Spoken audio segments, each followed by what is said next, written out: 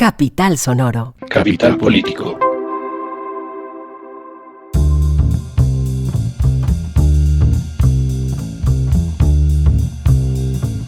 Capital Político es un podcast que se ocupa semana tras semana, 2 veces a la semana, de las noticias más importantes de Colombia, Bogotá y el mundo. Yo soy Santiago Rivas y nuestro temario hoy está bastante poblado. Primero vamos a hacer un repaso, que es nuestra estructura habitual, con cosas del gobierno, o como lo hemos titulado para esta ocasión, Petricositas.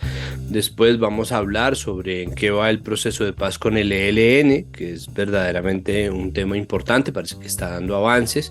Por fin, algo parece avanzar en ese intrincado camino hacia la paz total, y vamos a hablar un poco sobre la otra parte que no parece avanzar mucho, y es el paro minero en el Bajo Cauca, azuzado, entre otras, por el Clan del Golfo.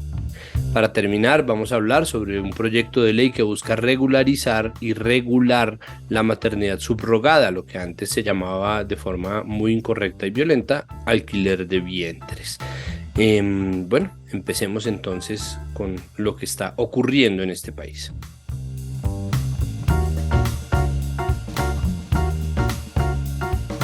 Empezamos con nuestro repaso de Petricosas, y para hacer este repaso se encuentra con nosotros una habitué de estos micrófonos, directora de su propio podcast, uno de los mejores podcasts de este país, que se llama Huevos Revueltos con Política, de La Silla Vacía. Tatiana Duque, bienvenida a Capital Político una vez más. Muchísimas gracias por aceptar esta invitación. Hola, muchas gracias, qué chévere la introducción y me encanta esa sección de Petricosas.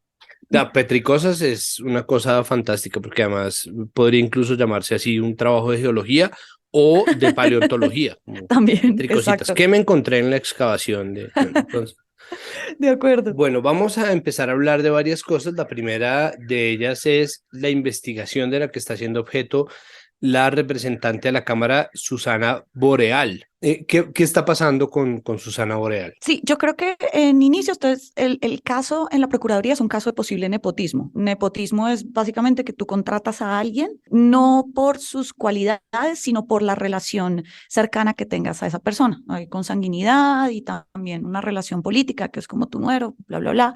Pero en este caso, pues las denuncias surgen es desde Twitter, porque una vez sale todo este ruido y el debate no existente de que Susana Boreal es una habitual consumidora de marihuana, alguien sale de su anterior equipo de campaña a decir, oiga, ella no cumplió ciertos compromisos para definir a su equipo si ganaba la curul. Los congresistas usualmente tienen una unidad de trabajo legislativo en donde tienen un presupuesto para definir cierta cantidad de personas. Si no estoy mal, son máximo 9 personas que pueden tener. Y dentro de la UTL de Susana Boreal está el señor Cristian Guzmán, a quien se le señala de ser la pareja de ella. Ella salió a decir como no, yo no creo en la monogamia, soy poliamorosa, bla, bla, bla. Pero el punto ahí, lo interesante va a ser de la Procuraduría es demostrar justamente que sí había una relación sentimental por encima de las cualidades o capacidades del señor Guzmán, que además no había presentado los requisitos necesarios para cumplir para el cargo, no se había graduado y etcétera, etcétera. Ella dice que es una discusión clasista y podemos ahondar en eso, pero básicamente pues le estás dando, hay una ley y tú le estás dando recursos públicos a una persona que no cumple con esos requisitos, independientemente del clasismo, no, pues la ley ya dice que tiene que tener un diploma que el señor no tiene. Y pues digamos, aquí me parece muy relevante señalar que Boreal ya ha tenido cuestionamientos públicos sobre la calidad de su trabajo como congresista y que vienen directamente del equipo de asesores que ella debería tener, porque un congresista, para además, esos asesores le tienen que armar los proyectos, las ponencias, las propuestas, los debates de control, etc. Y Boreal ha salido más al escarnio público, por decirlo así, no por la calidad de sus propuestas o del debate que está imponiendo, sino la falta de esa falta. Y creo que políticamente sí muestra mucho lo que implica encabezar una lista al Congreso, saber que la vas a ganar, porque la ganaron, y no tener al menos las preparaciones para asumir ese cargo. ¿Cuál es tu bandera? ¿Cuáles son tus proyectos? ¿Tú qué has venido haciendo? Pero sí nos pone en este debate que realmente es muy interesante, y es cómo el movimiento social está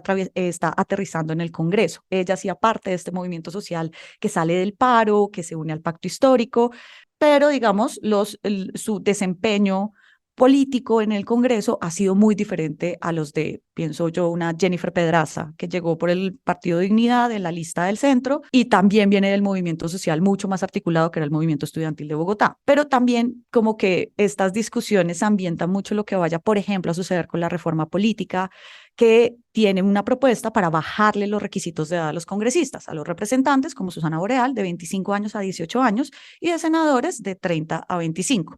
Así que yo creo que sigue muy abierto ahora y una cosa que sí es clara es que cualquier cosa que haga o diga la congresista Susana Boreal es motivo de debate y creo que ya, al menos políticamente por ese lado, pues ya está ganando. Bueno, ahora sí, por fin vamos a hablar de Gustavo Petro y vamos a empezar con una declaración que hizo Petro pidiéndole a los fondos privados de pensiones que se traigan capitales que tienen el extranjero al país. Ayúdeme, por favor. ¿Cómo así? ¿Cuáles son esos capitales, esa plata de dónde viene, en qué cuentas están, para qué servirían esos, por qué pide eso Petro, qué le han dicho, ¿no? Kevin Hartman, que ahorita está asesorando al gobierno, también salió a decirle como en un momento, eso es una mala idea, pero yo, francamente, tengo que sacar la carta de estudiar artes plásticas, no entiendo nada.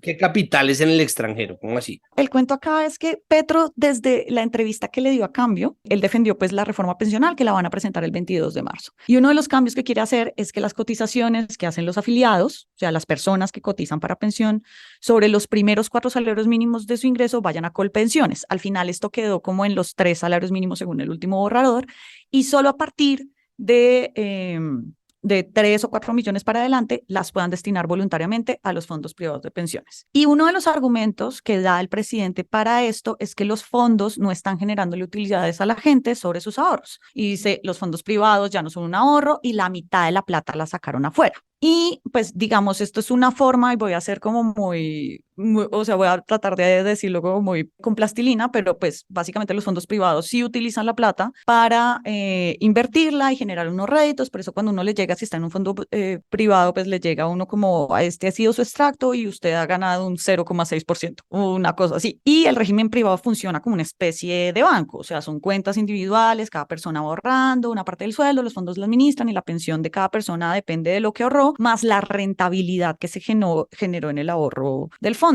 En 2022 sí ha habido utilidad, digamos, Asofondos lo ha dicho, digamos, no es que no estén generando utilidad, no es que no sean un ahorro, puede que no sean un ahorro en parte, pero el otro, pues, digamos, es la forma en cómo está funcionando el sistema ahora y eso es puntualmente lo que el presidente quiere cambiar. El martes 14, el presidente trinó diciendo que le pedía a las administradoras de fondos privados de pensiones que traigan al país el ahorro pensional y que el 55% de la cartera de los fondos pensionales, lo que él llama el stock del ahorro de los cotizantes, está fuera del país. Y esto lo hizo porque se cayó y se volvió nada el banco este gringo Silicon Valley Bank. Digamos, hay mucho ruido sobre eso y está teniendo unos impactos fuertes en el mercado. ¿Qué es lo que, digamos, pasa ahí? Hay una preocupación genuina del presidente sobre qué va a pasar con esa plata que está por fuera, pero la solución, según lo que dicen, pues digamos, expertos que no somos ni tú ni yo, es contraproducente. Por ejemplo, lo que dijo Kevin Hartman en su cuenta de Twitter, que además es asesor del Gobierno Nacional para la Reforma Pensional, entonces tiene como alguna idea, pero lo que yo sí siento acá es que estamos hablando puntualmente de lo que se está hablando acá es nuevamente de un debate sobre cómo cambiar el sistema, que es lo que él vino a hacer. Y seguramente después, durante el debate, el presidente va a decir, este fue el cambio por el que la gente votó, bla, bla, bla. Ya hay más voces más extremas que dicen, el presidente está generando pánico económico, no sé qué, y digamos, puede haber en un fondo una explicación económica muchísimo más profunda que la que estamos teniendo, pero lo cierto es que todo esto se ambienta en torno a la presentación de la reforma pensional, que sí va a cambiar el número y el porcentaje de plata que van a tener los fondos privados de pensiones para invertir y para poner a tener utilidades de parte de los colombianos. Y ese es el quid del asunto, y es quitarle, entre comillas, quitarle el negocio a los fondos privados, porque la gran mayoría de plata que se va a las pensiones se va a ir a pensiones por la cantidad de personas que ganan de 3 a 4 salarios mínimos en Colombia. Hay un asunto ahí que vale la pena resaltar y es que si algo ha apuntalado el negocio de los fondos privados es la opacidad, ¿no? Existe un debate muy opaco, muy civilino en materia de pensiones, porque se sabe bien que mucha de la gran riqueza de quienes tienen fondos privados de pensiones, que son grandes grupos económicos, se deriva obviamente de los aportes obligatorios de quienes tienen que pagar para poder recibir su pago mensual, unos aportes a pensiones. Que la oferta de fondos privados es absolutamente mayoritaria y preponderante con respecto al fondo público, pero que al mismo tiempo eso se desprende de una desconfianza en lo público que ha campeado en la política colombiana desde hace verdaderamente muchísimo tiempo. Muchísimo tiempo, o sea, desde antes de que pudiéramos elegir a los alcaldes y cuando eran designados también existía una desconfianza en lo público, existe un relato que desprecia o subvalora el poder de la empresa pública, pero además de eso existe una plata que nunca se sabe dónde está, es decir, que esta gente utiliza plata para hacer negocios de infraestructura con los cuales puede contratar con el Estado y seguir ganando plata y que esto cuando lo señala alguien desde la izquierda entonces es un horror y que entonces cómo pretenden que crezca el país, pero entonces cuando Petro dice que va a utilizar tal o cual plata de las pensiones para tal cosa, entonces miren, se está robando sus pensiones, entonces creo que los únicos que no sabemos qué es lo que está pasando somos nosotros, ¿no? La gente que está pagando constantemente un aporte a pensión y que todavía siente y sentimos, y creo que es una sensación generalizada, esté uno de acuerdo o no con el sistema actual o con la reforma, que no nos vamos a pensionar, ¿no? Que cada vez va a ser más difícil, que cada vez van a aumentar más la edad de pensión. Entonces, la sensación que yo tengo es que existe un debate sobre materia mágica, sobre ectoplasma, ¿no? En donde esa plata está por ahí refundida, existe pero no existe, indigna a los unos, indigna a los otros, unos son los ladrones, los otros son los ladrones. Creo que hasta que no haya una claridad y una transparencia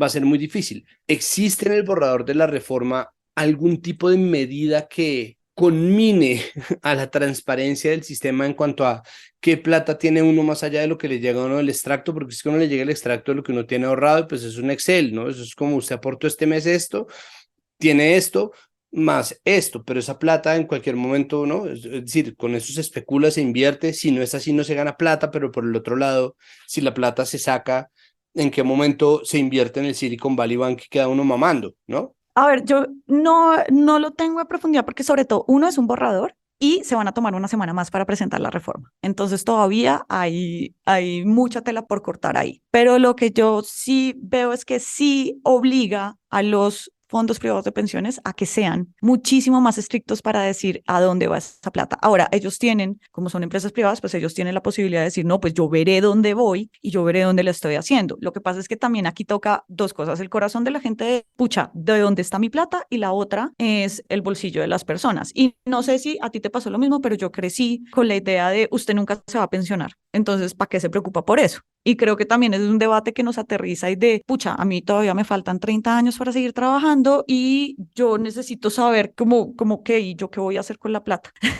O sea, ¿qué va a pasar con mi plata? ¿Mejor me la gasto de una vez o no? O sea, yo crecí, paré de crecer, engordé y me quedé calvo y me salió barba con esa idea. O sea, como, Exacto. Y hasta ahorita es que a uno le toca pensar como así, a mí me toca entonces como mantener este ritmo laboral para poder tener una pensión digna y qué es una pensión digna y qué es lo que está sucediendo ahí con eso. Además, hay otra cosa y es que la reforma puntualmente dice que las personas que no alcanzaron una pensión les van a dar un bono más o menos de 230.000, 250.000 pesos, que no es el Colombia Mayor, que son 80.000 pesos, pero igual, si uno dice 80.000 y 220.000, 230.000 pesos para una persona adulta mayor, pues es nada.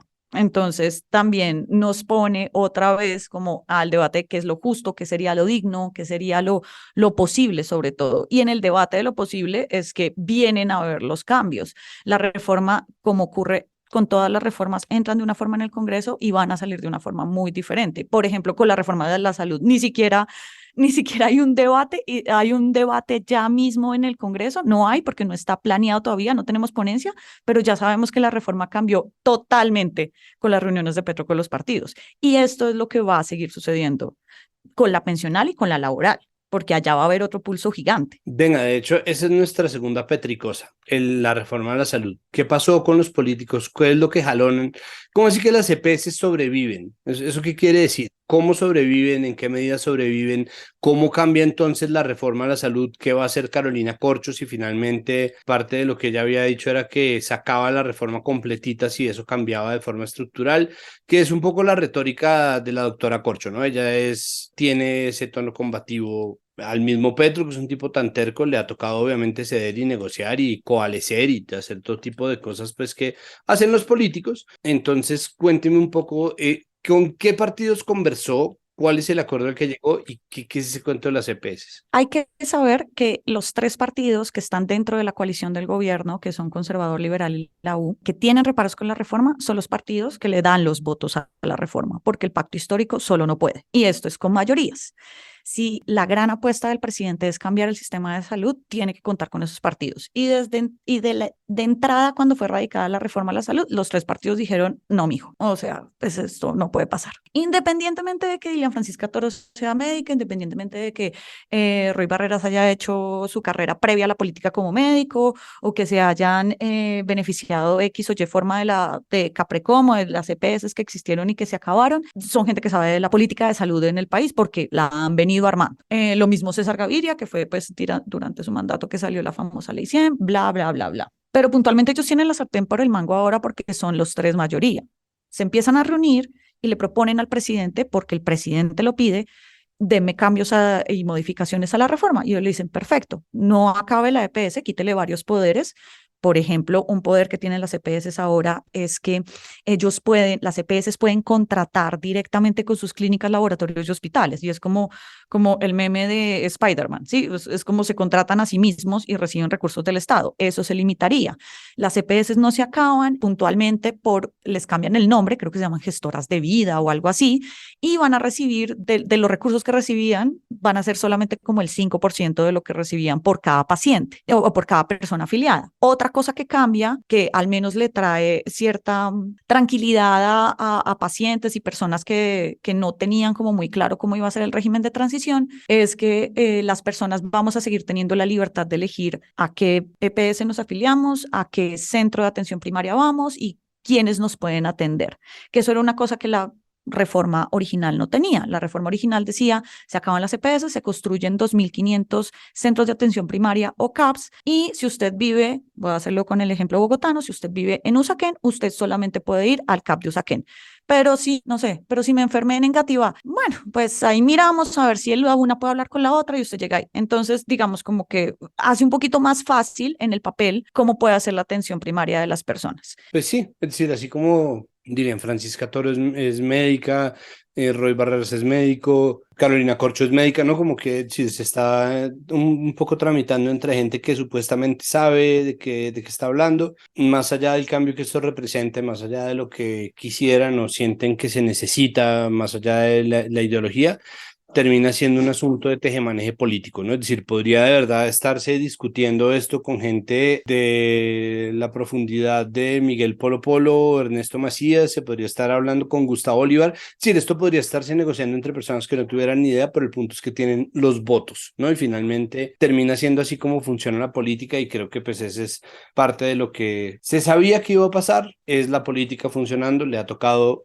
prácticamente a todos los presidentes, incluso a un presidente tan popular como Álvaro Uribe Vélez, le tocó negociarse cosas con partidos para poder tener como las reformas que quería, y eso es simplemente cómo funciona la vaina, ¿no? Eso no tiene mucho más de ahí, pero pues sigue quedando la incertidumbre de entonces qué reforma va a pasar, cómo va a pasar, en qué va a quedar la cosa, y pues sí es un mensaje muy duro que no esté Carolina Corcho como ministra de Salud negociando esa reforma. De pronto también por una cosa que el mismo Petro entiende, y es la responsabilidad simbólica de cada una de las figuras, porque finalmente Petro puso a Carolina Corcho para que ella adelantara esa reforma sobre la retórica contra las EPS que la misma Carolina Corcho ha promovido. También yo creo que por eso les cambian el nombre, pero pues al final de cuentas pues son EPS, son entidades prestadoras de salud. Hay una cosa que dentro del debate sí me ha parecido muy relevante, y es que dentro de el cómo vamos a a sacar adelante una reforma a la salud, muchas personas que han estado vinculadas al sistema de salud, ya sea porque lo revisan, porque lo han administrado, porque son médicas o son personal de salud, han dicho como deberíamos empezar a pensar que las soluciones que traen desde Bogotá no funcionan para todo el mundo. En algún momento yo entrevisté a Diana Cárdenas Gamboa, que fue directora de la famosa ADRES, que es la administradora de los recursos de la salud, que ha salido muchísimo, y ella me comentaba puntualmente eso, como tenemos que empezar a tener un debate de que las soluciones para toda Colombia no son iguales. Pues sí, es que eso tiene que ver además con cómo está configurada Colombia. Es un país que cuando tiene que pensar en su seguridad, tiene que pensarse en dos fuerzas distintas, la policía para las ciudades y el ejército para el campo, cuyos territorios están marcados por unas brechas gigantescas en economía, en cultura, en educación, en densidad demográfica, municipios en donde la cabecera municipal es una iglesia con una cancha de básquet y todo el resto de la gente está repartido en veredas, municipios como Sabaneta, que es el más chiquito del país, que está tan densamente poblado que se está quedando sin agua. Es decir, esos contrastes sí requieren de una atención especial, pero además, obviamente, y eso lo digo yo porque le hicimos también dos especiales a la reforma a la salud, con tres expertos en cuya voz y criterio confiamos plenamente, que fueron Andrés Vecino, Jonathan García Ruiz y Tatiana Andia, pues que los problemas que se están atacando muchas veces ni siquiera atraviesan las EPS, ¿no? Entonces, esto que se volvió, así como pasa con la plata de los fondos de pensiones, se agarra como caballo de batalla el tema de las EPS y no se sale de ahí, y no se sale de ahí, y nunca salimos de ahí, ¿no? Entonces, creo que eso termina siendo, pues, fundamental. Para terminar, Tatiana, ¿qué pasa con María Isabel Urrutia? María Isabel Urrutia, cuando fue sacada como ministra del Deporte, entró en una polémica gigantesca, ¿no? Hubo como tres reacciones distintas, ¿no? Alejandro Gaviria tomó esta posición zen, se reunió con Petro, que pues le dio tratamiento privilegiado dentro de este grupo de tres ministros sacados del gabinete, lanzó un libro, ¿no? Como, no sé, tuvo una reacción como de hombre blanco que hace yoga, como no me importa, yo respiro, camino, me reinvento, reboto, resiliencia. Patricia Ariza dijo como lamento mucho, ¿no? Yo he sido leal, ¿no? Como yo he sido una persona de la entraña de este movimiento, de este sentimiento, de todo. Y Marisabel Urrutia salió como parte de una estructura política tradicional que lo es, pues como miembro del partido de la U, a señalar a Dilian Francisca Toro, y entonces Dilian Francisca, y mucha gente empezó a echarlo, no, mentira, yo no sé si Dilian Francisca, pero sí mucha gente dentro del partido de la U, entonces empezó a decir que es que Marisabel Urrutia estaba haciendo unos contratos. Entonces, ¿qué pasó? Porque eso ha tenido más revelaciones y más ruido del que incluso terminó generando Gaviria, que era como la figura ahí relevante para el asunto de la reforma a la salud. Es que Petro, cuando sacó a los ministros en una locución, cosa que nunca habíamos visto, al otro día o después, cuando ya se bajaron las aguas con el tema de Alejandro Gaviria, que fue el que más llamó la atención, él saca un trino diciendo: yo de mis ministros espero lealtad, que asumimos que fue lo que no, o confianza, algo así, y eso asumimos que fue lo que pasó con Gaviria, ejecución, que fue lo que sucedió con la señora Ariza, porque pues hubo mucho ruido de que la señora no estaba pues como haciendo sus cosas, sus diferencias ahí en el Ministerio de Cultura y del Sistema Nacional de Orquestas, y cero corrupción. Y todos los ojos llegaron a María Isabel Urrutia. Y ella sale a defenderse y como sí, yo firmé 270 contratos, que eran los contratos que teníamos que hacer de aquí en adelante para el ciclo olímpico y para generar las condiciones para que los deportistas que vayan a estar en competiciones internacionales pues mantengan la senda. Hay una cosa que siento que es relevante acá, y es que de todas maneras el deporte se ha visto como un fortín político, y eso puntualmente comenzó a acabar cuando se cambia Coldeportes a ministerio. Cuando Coldeportes pasa a ser un ministerio, lo que hizo el gobierno Duque, y fue muy evidente, fue quitarle ese fortín político a Dilian Francisca Toro, que en su momento lo tenía a través de Clara Luz Roldán, que es hoy la gobernadora del Valle, como lo fue Dilian Francisca. Entonces, cuando ocurre esto, obviamente la señora María Isabel Urrutia llega con una carga simbólica de ser la primera medallista olímpica, de ser una persona que se ha entrenado en su carrera para manejar este tipo de cosas y que conoce por dentro ese tejemaneje del deporte. Ella niega ser de Dilian Francisca Toro. Fuentes en el Valle también insisten en que ella sí fue cercana, pero al final no lo fue, y que ella llegó fue más o menos como por su cercanía con el pacto histórico. Siento que llegar a decir como lo de Dilian es de Dilian puede ser el lugar común, pero una no puede dejar de levantarle las suspicacias, pero hasta ahora no hay pruebas de eso. Los que sí es cierto es que se firmaron 200 y pico de contratos en el tiempo en que no salía la resolución de que la señora ya no era la ministra. Y ahí sí queda muy en entredicho cuál es el sistema de deporte que va a haber acá. La nueva ministra de deporte, que es Astrid Rodríguez, pues es una persona que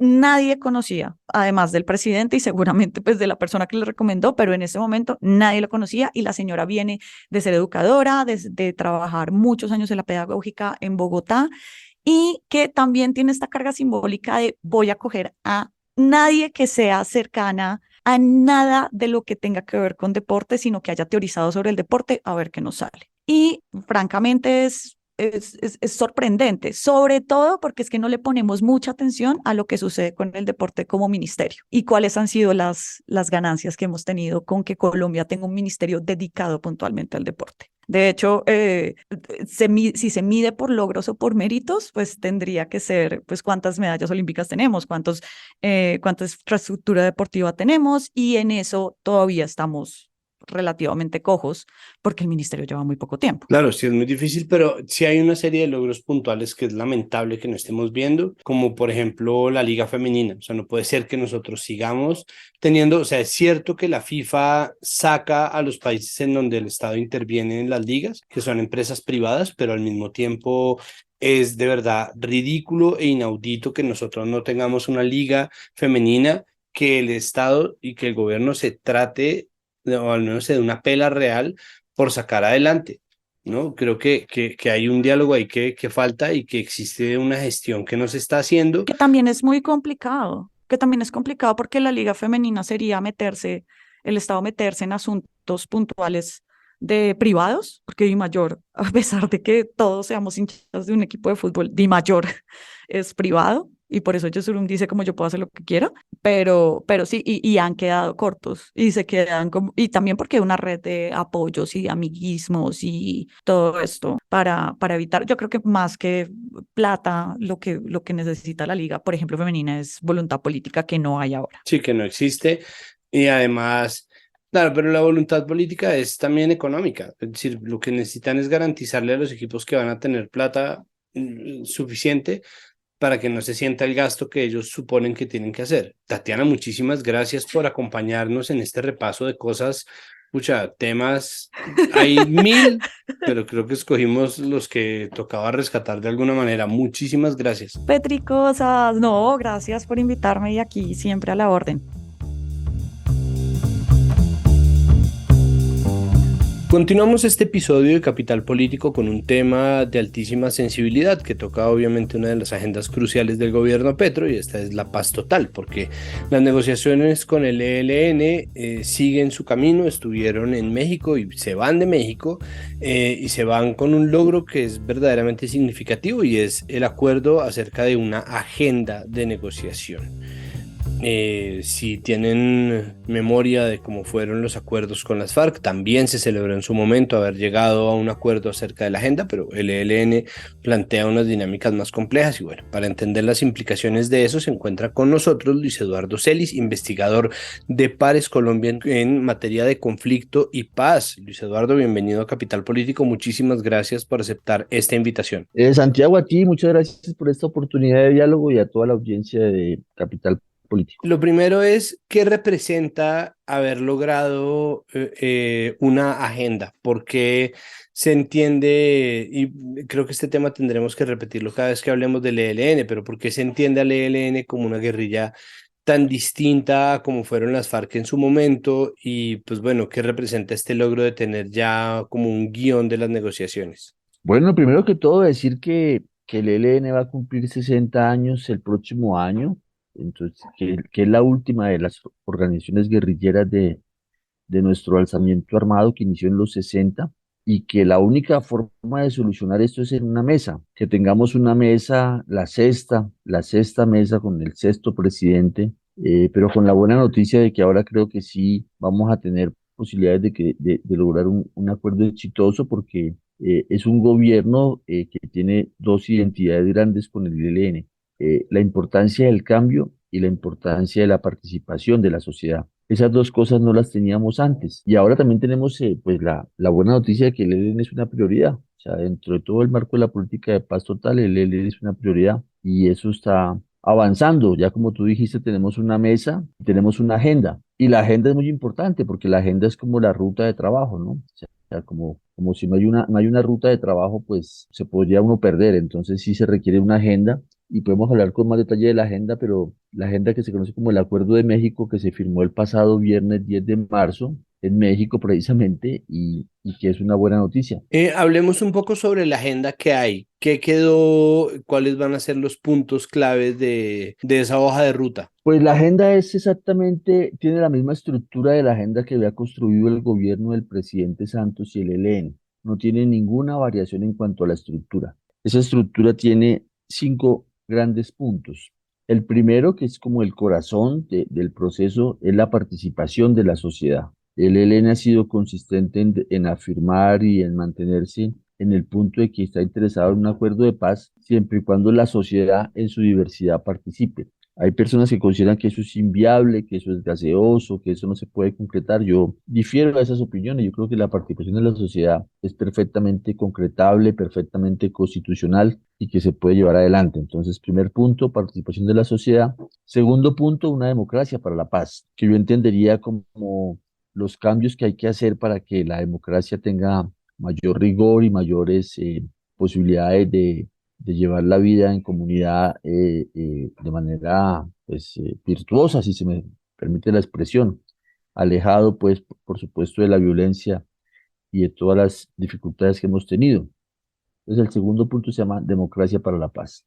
El tercero se llama transformaciones para la paz, que tiene como una secuencia, o sea, iríamos de la participación hacia pensar una democracia para la paz y con esa dinámica pensar en nuestras transformaciones. Ahí se habla con claridad de que se puede pensar en el modelo de desarrollo, en el régimen político, lo cual ha causado críticas, ¿no? De gente que dice que cómo se va a negociar el modelo de desarrollo o el régimen político con una guerrilla, pero bueno, eso es parte de las valoraciones políticas, pero ahí está consignado el punto de transformaciones para la paz, que sería el tercero. El cuarto se llama víctimas, pues que es evidente que hay que poner la cara a las víctimas, a todas las víctimas, entonces ahí está ese punto formulado. Y el quinto se llama fin del conflicto e implementación. Tal vez implementación sea un sexto punto.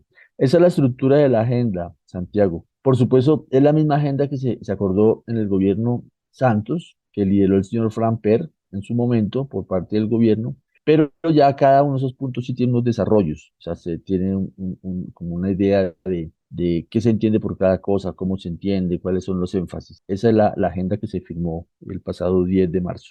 En puntos álgidos como el de transformaciones para la paz, es decir, esto de pensarse o repensarse el régimen político, ¿existe algún tipo de línea roja? ¿Existe chance de que vuelva a entrar a bailar en el temario una reforma constitucional o peor aún, o bueno, no, en este punto ya no sé si peor aún, yo sí soy pro constitución del 91, pero más allá de eso, existe la posibilidad que entonces vuelva el ELN a traer a la mesa el tema de una nueva constitución, una asamblea constituyente, una asamblea constitucional, o esto está por fuera de las posibilidades de negociar. ¿Cuáles son los límites de eso? Bueno, yo creo que los límites van a estar dados, creo yo, por lo que se ponga en la mesa. Muchas cosas hay por cambiar en Colombia. La pregunta es, bueno, ¿es falta de voluntad o es inviabilidad para hacer las reformas? Yo creo que muchas cosas no se han hecho porque no hay voluntad de hacerlas. Por ponerte un ejemplo,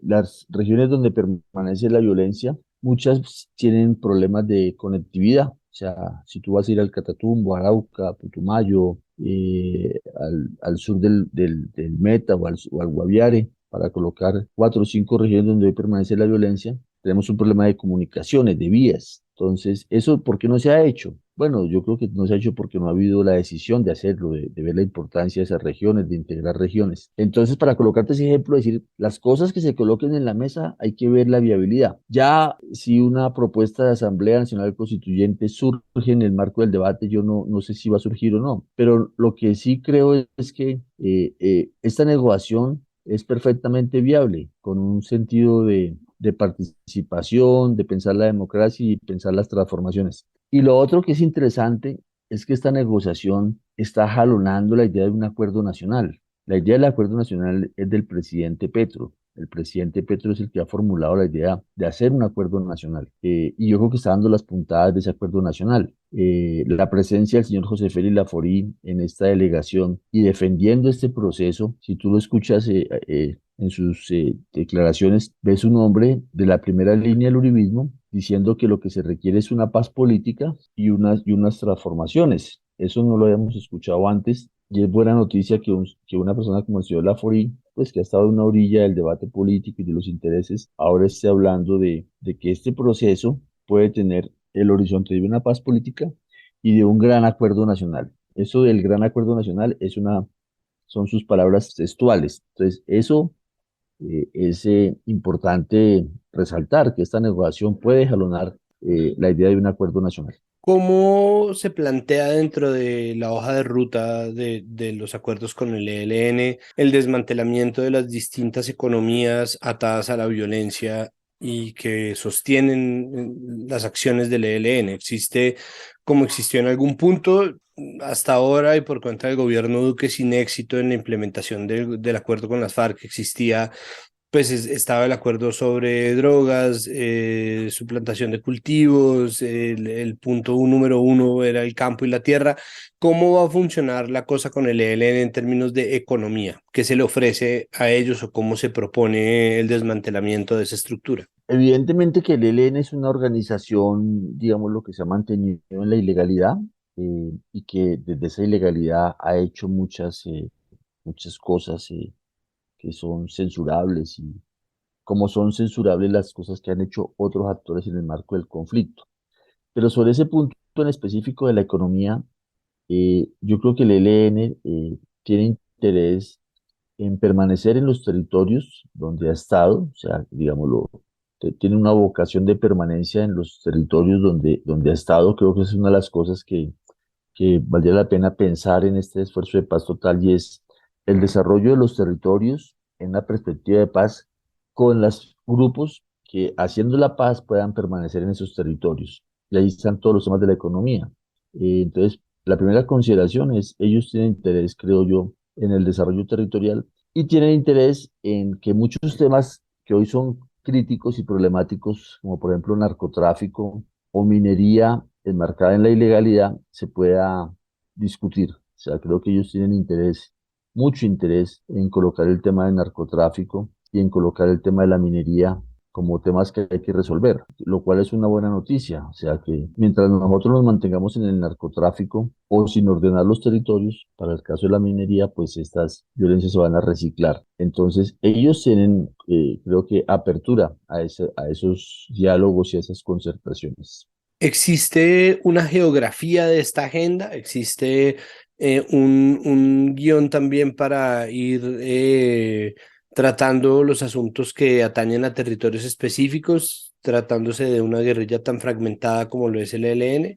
Bueno, hay una geografía del ELN donde ellos han permanecido, que creo que ellos tienen interés en que en esos territorios transcurra esta negociación, no exclusivamente, pero que sí esos territorios sean importantes en ese esfuerzo de transformaciones. Yo creo que el ELN se mantiene como una organización nacional, o sea, que puede tener mil debates a su interior, pero ha logrado mantenerse como una organización con un nivel de cohesión.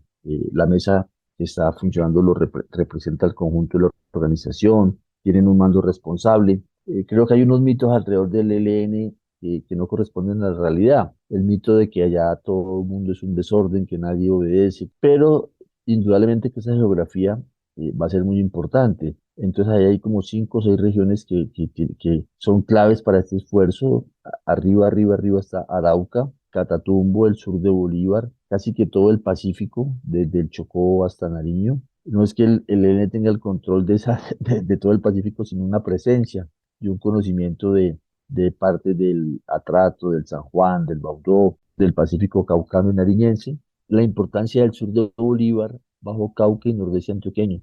Ahí estaría un poco la geografía de los intereses más concretos territoriales del ELN. ¿Existe el chance, ahora que hablamos sobre cohesión, de que al interior del ELN se genere algún tipo de oposición contra el acuerdo, que exista, por ejemplo, el germen de disidencias como ocurrió con las FARC, que hay que aclarar en este punto muchas de esas disidencias y mucho de lo que se generó tras la firma de los acuerdos de paz de 2016 se generó también por la presión de agentes como el entonces fiscal Néstor Humberto Martínez y posteriormente el gobierno de Iván Duque, pero igual, es decir, existe la posibilidad de que se genere esto, una posibilidad concreta, grande, probable. Todo va a depender del tipo de negociación que se haga. O sea, todo, o sea, como uno dice, todo el mundo va a entrar a esta fiesta, entonces uno respondería, depende de la fiesta. Si la música que suena, si la comida, si las gentes que participan son atractivas, pues uno va a ir a esa fiesta, o si no, uno dice, mejor yo a esa fiesta no voy, porque la comida no me gusta, o la música, o la gente que va a ir. Así va a pasar acá, y así pasan todas las negociaciones. La posibilidad de que entre el 100% del ELN, pues no es real. En ninguna negociación en el mundo entra el 100% de las personas y de las estructuras, porque siempre van a haber algún tipo de opinión diferente. Aquí lo que se necesita es que entre la inmensa mayoría, como fue con las FARC. O sea, en el caso de las FARC, si hablamos de estructuras, el 90% de las estructuras de las FARC entraron al acuerdo. Lo que pasa es que la no implementación y las trampas que se le puso a ese proceso jurídicas empezaron a estimular más las deserciones nuevamente hacia la violencia. Entonces, en el caso este, todo va a depender del acuerdo que se construya y con seguridad creo yo que no va a entrar el 100% del ELN porque eso es inviable, pero ojalá entre la inmensa mayoría y yo creo que eso va a ser posible. Bueno, hay una cosa también es que ya que existe un capítulo de implementación y refrendación de los acuerdos, pues parte de lo que nos dejó a nosotros, a Iván Duque, fue la gesta política o la gestión política, porque tanto como una gesta no fue, del plebiscito en donde acaba por ganar la oposición a los acuerdos con base en todo tipo de estrategias engañosas, noticias falsas y que generó un clima en donde terminó ganando el gobierno de esa misma población que votó por el no en el plebiscito. Entonces, ¿qué hacer para que no se nos cuele una trampa semejante dentro de los esfuerzos de paz con el ELN? ¿Existe alguna claridad acerca de cómo piensa el gobierno gestionar ese tipo de refrendaciones de cara a la gente, o eso está contenido en el punto 1 de participación diversa de toda la ciudadanía? Bueno, yo creo que el gobierno está intentando de que todo el espectro político y ya logró incluir al uribismo en este esfuerzo. Creo que ahora nos falta es incluir al santismo en este esfuerzo, lo cual pues va a llevar diálogos y de manera respetuosa escucharnos en las valoraciones. Si todo el espectro político entra a apoyar esta negociación, a participar de esta negociación, creo que tendríamos chuleado el tema de la refrendación. O sea, si el espectro político lo apoya, no creo que vayamos a un segundo plebiscito. No creo que esa sea la fórmula para refrendar este acuerdo. Claro, esto hace parte de las discusiones, cómo se refrenda estos acuerdos. Pero creo que el gran reto es mantener el apoyo del uribismo a este esfuerzo. El uribismo ahí, bueno, tiene una avanzada importante en el señor Laforí, pero también hay reparos del uribismo a este proceso y reparos del santismo a este proceso. Entonces creo que hay que generar mucho diálogo político y lograr integrar, ojalá, todas las fuerzas políticas en este esfuerzo de paz, que yo creo que coincidimos en que podemos tener un momento diferente al que se tuvo durante el gobierno Santos, donde sí realmente el uribismo fue un gran contradictor y un gran opositor de este esfuerzo. Pero ahora eso puede cambiar. Si el horizonte de un acuerdo nacional, de un gran acuerdo nacional, en las palabras del señor Laforí, pues prospera. Pues ojalá así sea. Nosotros hemos estado siempre del lado de los acuerdos y del lado de la paz. Es un derecho fundamental lo cual no tendría que requerir llevarlo a ningún tipo de plebiscito. Y pues sí, Luis Eduardo, le agradezco muchísimo que haya aceptado nuestra invitación. Y pues bueno, seguimos pendientes de ver cómo van avanzando estos ciclos de negociaciones con el Ejército de Liberación Nacional. Bueno, Santiago, muchas gracias a ti y a la audiencia de Capital Político.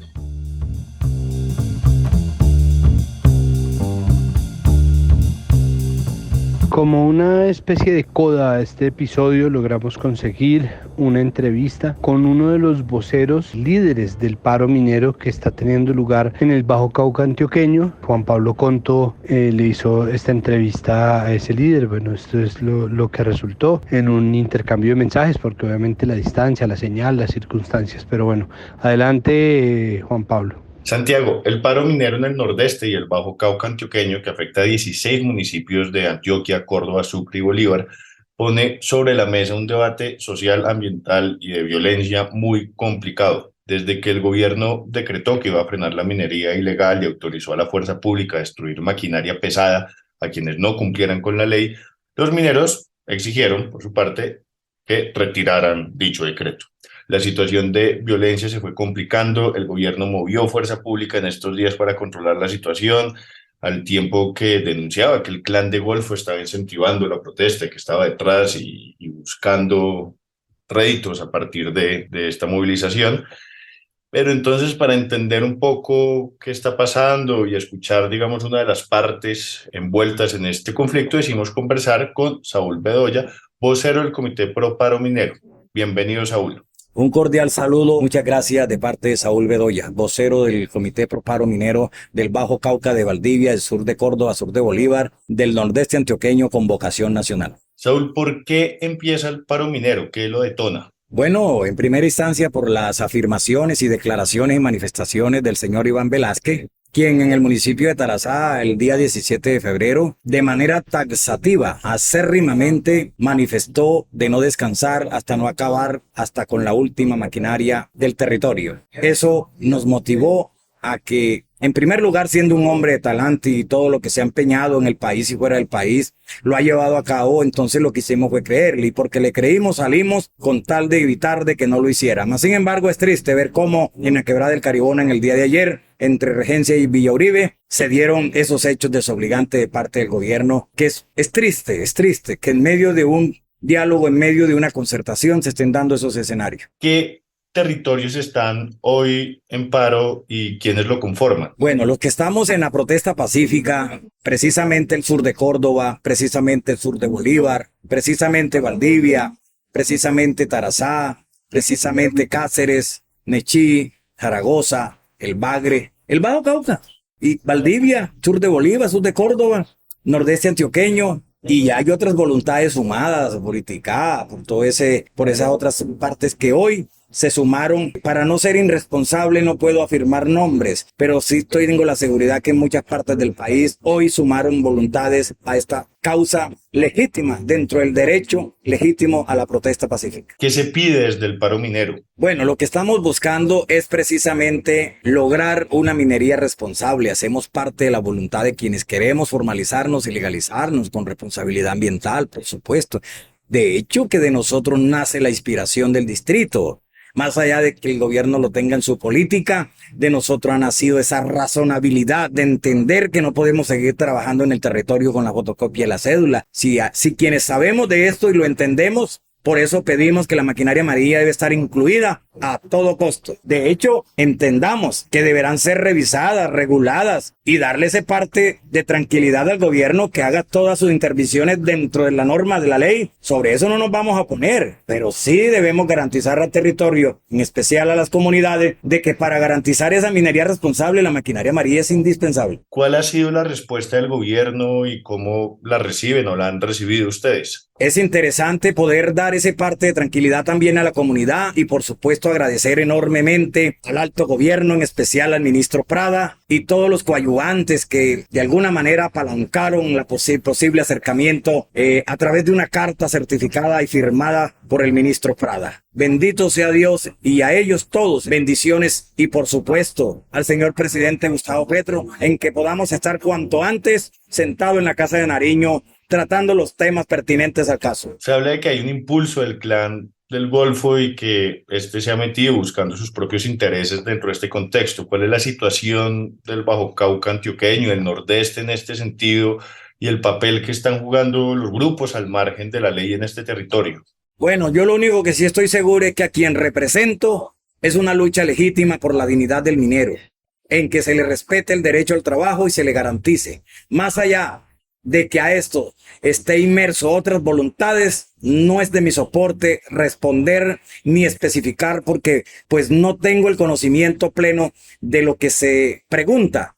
Eso debe responderlo el gobierno y por supuesto la falta de voluntad política y de la presencia del Estado en los territorios conllevan a estas incertidumbres que para uno no desacertar en esas apreciaciones es mejor dejarle a quien le pertenecen las cosas, en este caso como lo es a la fuerza pública y a todo el estamento militar. ¿Cómo se puede llegar a una salida en pro de la población que habita estos territorios, del cuidado del medio ambiente y de la presencia y fortalecer la presencia del Estado en el territorio? Permitir que la minería deje de ser en ese estigma que se le ha dado, legalizarla, formalizarla, darle los componentes que requiere el territorio, la sensibilización, la socialización, poner en contexto de una vez y por todas que es necesaria, que se esté haciendo en prácticas de manera no correcta, eso no significa que haya que cortarla.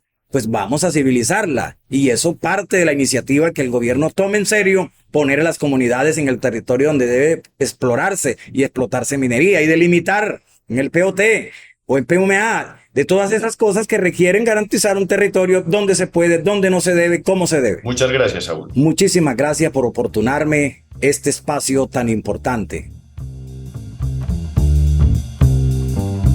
Nuestro siguiente tema es un tema de esos que en las salas de redacción se llaman fríos, pero realmente no es un tema frío, simplemente es un tema que tiene más tiempo de lo que requeriría llamarse noticioso o actualidad noticiosa. A comienzos de febrero de este año fue radicado en el Congreso un proyecto de ley que busca regular la práctica de subrogación de vientres. Esto es lo que ciertamente cruel se llamaba antes alquiler de vientres. Esta es una discusión larga porque se vende o se ofrece como una especie de alternativa para personas que no tienen la capacidad de gestar y quisieran tener hijos, pero al mismo tiempo pues es una explotación económica del cuerpo de las mujeres que, al menos ameritaría una discusión muy seria. Para tratar de entender este proyecto está con nosotros Lina María Morales, abogada de la Red Jurídica Feminista. Lina, bienvenida a Capital Político. Muchísimas gracias por estar aquí con nosotros. Hola Santiago, ¿cómo estás? Con mucho gusto. Bueno, por favor, empecemos. ¿Cómo es la situación actual de la subrogación de vientres? Lo que hay ahorita es más o menos un vacío legal, como pasa con muchos temas en Colombia, que ha terminado como regulándose por sentencias de tutela. O sea, pasa algo, como en otras cosas en Colombia, alguien presenta una tutela y la Corte Constitucional se pronuncia sobre ese tema y da como unos mínimos, normalmente a veces, en este caso de unos mínimos, en el 2009, y exhorta, o casi siempre la Corte cuando le llegan los casos que no tienen regulación, exhorta al Congreso para que, o al Gobierno Nacional, o en general al Congreso, da órdenes o le dice al Gobierno y al Congreso pues que tienen que tomar decisiones sobre este tema. ¿Por qué? Pues porque se está presentando y está generando problemas en el ordenamiento jurídico al no tener una regulación. Entonces, actualmente se puede realizar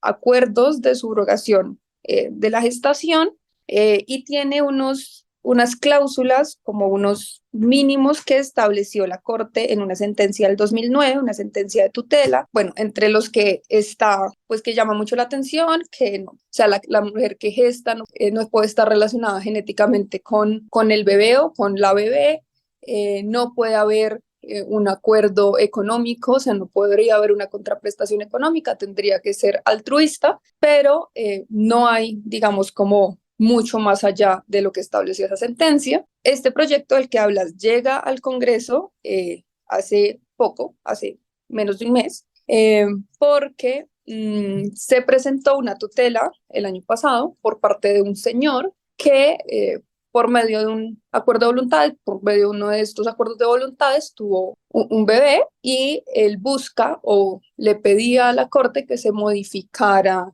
la licencia de maternidad. Es decir, que la mujer que parió el bebé no fuera quien tuviera la licencia de maternidad, sino él porque era quien tenía a su cargo el cuidado. En esa sentencia participan muchos actores del sistema también de salud, porque tiene que ver con seguridad social, y la corte al final dice como bueno, esto está teniendo muchos problemas, problemas con el registro civil, problemas con relación a cómo están vinculadas al sistema de seguridad social en salud, estos niños y niñas y las madres, es decir, quién tiene como este título y por qué tendría licencias de maternidad o no, da cuenta o se dan cuenta de otra particularidad, y es que al no estar regulado, pues se estaba generando todo digamos, como una cantidad de relaciones más económicas que altruistas entre personas particulares, pero también entre clínicas reproductivas, pues que ofrecían este servicio para quienes quisieran tener un hijo o una hija y pues no tuvieran la posibilidad. Entonces estamos entre se puede porque tampoco está penalizado, pero como interviene el derecho de los niños, niñas y adolescentes, el derecho a la seguridad social en salud, los derechos de notariado y registro, o los temas de notariado y registro y del registro civil de las personas, pues la Corte hace un exhorto al gobierno nacional para que pues presente una ley que busque regular este tema. Y por eso aparece como esta ley de estatuto, pues como este proyecto de ley. Esta idea del proyecto de ley sí fue consultada, por ejemplo, con organizaciones feministas, porque existe al menos una facción muy grande que desde el feminismo simplemente pide que se abola esa práctica, es decir, que el uso del cuerpo de las mujeres para tener hijos de otras personas es una explotación, que no existe excusa ni existe razón que pueda aducirse dentro de la prestación de un servicio. ¿Qué pasa con eso? Es decir, hemos hablado pues, de las carencias de quienes necesitan o quieren tener hijos o hijas y no pueden, y que reciben o son beneficiarias de la subrogación de vientres. ¿Cuál es el otro lado de esta práctica? Bueno, no sé si realmente como una consulta al movimiento feminista, porque yo creo que este podría ser como ese otro tema sobre el cual hay grandes discusiones y diferencias dentro de los feminismos, pero en el proyecto de ley sí se nota mucho, y sí puedo decir que se nota mucho el hecho de que una de las viceministras de Justicia sea Mariana Ardila, que ha sido una mujer feminista públicamente, que además ha estado muy vinculada a las campañas por la despenalización del aborto. Y lo digo es porque, por ejemplo, una de las preocupaciones, que sé que teníamos una de las preocupaciones tenían que ver con la posibilidad de que se restringiera la interrupción del embarazo por este tipo de contratos. ¿Y por qué? Pues porque finalmente lo que se está acordando es llevar a cabo un embarazo por otra persona y entregar el producto de ese embarazo a otra persona o a una pareja. Y en ese entendido, por ejemplo, muchas decían que se podía llegar a limitar el derecho, que hace parte como de las prohibiciones de lo que se puede acordar. Entonces, la ley, por ejemplo, dice, o el proyecto de ley dice que no se podría acordar que no se puede interrumpir un embarazo, que una de las razones en las que se termina o por las que se termina el acuerdo es porque quien adelanta el embarazo pues lo termine de manera voluntaria antes de la semana 24, tal como lo permite, como, no sé, la sentencia del año pasado que lo despenalizó hasta la semana 24. El comité de expertos recomienda X y Y cosas puntuales del articulado, pero sí, por ejemplo, en ese punto particular sí se nota mucho que una de las asesoras del ministro Néstor Osuna pues es Mariana, o ese punto en particular que para muchas pues tenía o hace mucho ruido, y pues sigue siendo, o lo que busque es que sea altruista, aunque esto también pues para mí genere muchas complejidades para controlarlo, pero en principio tendría que ser un acuerdo que no medie como una relación económica entre las partes. Hábleme sobre sus inconformidades. Yo creo que en este tema, como en otros, va a seguir estando en juego la libertad también, y la libertad de escoger qué hacer con su cuerpo y que tenemos las mujeres, y en ese sentido, digamos que prohibir totalmente la subrogación, a mí personalmente también me hace ruido. El problema para mí está como en la posibilidad que exista de garantizar que no vaya a haber contraprestación económica o suficiente corrupción para pasarse por la faja los requisitos que pide la ley. Por eso digo, formalmente, o sea, como en el papel, pues la ley sí trae muchos requisitos, sí se refiere puntualmente a cómo debería ser el consentimiento informado, cuáles son las características de las mujeres, hombres trans o personas con capacidad de gestar que puedan adelantar la gestación, las nombra, cuáles son los requisitos médicos, garantiza el derecho al aborto, pero de fondo sigue estando, a pesar de que yo reconozca que sí existe una libertad para que las mujeres decidamos si gestar o no, y en este caso pues gestar por otros o otras, sí siento que pues deberíamos seguirnos preguntando si podemos exigir tener hijos y sobre todo tener hijos genéticamente relacionados con nosotros y nosotras, y no es esta más bien una posibilidad pues que también está pues dada por el destino o por la capacidad que podamos biológicamente tener. ¿Y por qué lo digo? Es porque muchas personas, más allá de que accedan o no a esto, pues no van a poder nunca tener hijos porque son infértiles, pero además de su infertilidad, pues no tienen la capacidad económica para pagar lo que cuesta la técnica de reproducción humana asistida que viene involucrada en este tipo de procedimientos. Y por ejemplo, la ley dice que les llama comitentes, pero es quienes van a recibir el niño o la niña tienen que asumir los costos del tratamiento médico para que estos costos pues no recaigan sobre el sistema de salud. Esto pues ahí se nota también mucho como la mano de Carolina Corcho. Esto es una ley que se presenta desde el Ministerio de Salud y también desde el Ministerio de Justicia, pero entonces siguen siendo únicamente las personas con la capacidad económica para pagar por el tratamiento quienes accedan a esta posibilidad. Y creo que si hablamos, existe un derecho, debería ser de todos y todas, pero no sé qué tan, o sea, hasta qué punto podamos llevar como ese deseo de ser padres y de ser madres pues también poner en riesgo a una mujer, porque el riesgo va a seguir existiendo. Pues es que además lo que pasa con los derechos es que los derechos pues uno los exige, y cuando empiezan a involucrarse, pues obviamente los derechos, todos ellos están entrelazados y están priorizados, están supeditados unos a otros, pero en el momento en que exija o exista un derecho a la paternidad, exigirlo va a requerir de un montón de elementos y agentes entrelazados que no van a tener nada que ver con, pues, o que en este momento no están obligados a garantizar ese derecho. Eso es un diseño o es un rediseño del sistema completo. Sí, o sea, como realmente yo siento que lo que finalmente buscaron hacer con la ley fue limitar lo que más se pueda a la práctica, y en el fondo se lee un poco eso, como ponerle tantos requisitos que sea difícil acceder a ella y regular lo que se había presentado ante la Corte Constitucional como los problemas derivados de este procedimiento sin regular, que tienen que ver más con las prestaciones económicas del sistema de seguridad social en salud y los problemas sobre el registro, porque claramente esta práctica modifica la presunción de maternidad por el parto, que es parte como esencial del registro civil. Perfecto, Lina, pues muchísimas gracias por aceptar nuestra invitación, por metérsele además a este tema que es de unas complejidades casi exquisitas, casi quisquillosas. Vamos a ver cómo se surte el trámite de este proyecto de ley, y en cuanto eso empiece a cambiar, modificarse, discutirse y pelearse, pues creo que otra vez hablaremos sobre este tema. Muchísimas gracias. Sí, claro. Creo que tendremos que también tener en cuenta que es ley estatutaria. Entonces tiene esas particularidades del trámite, que también son bien difíciles. Y hasta aquí este episodio de Capital Político. Recuerden, por favor, que todo lo que hacemos en Capital Sonoro lo hacemos con el trabajo arduo de nuestra productora María Alejandra Cuestas, nuestro periodista Juan Pablo Conto y nuestro editor Cian León Bernardo González. Recuerden también que esto es comunicación pública, no necesitamos financiación de ningún tipo. Ustedes pueden darle algo de sus emolumentos, sus denarios, sus maravedíes a proyectos independientes que lo requieran de esa manera.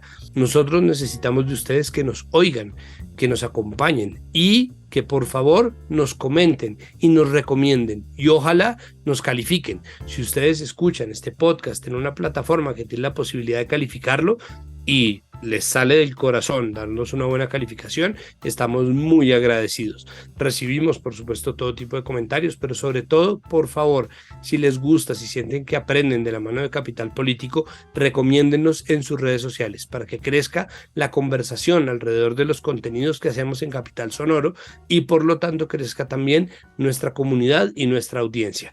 Nos oímos en el próximo episodio con más del acontecer nacional e internacional. Muchas gracias. Capital Sonoro.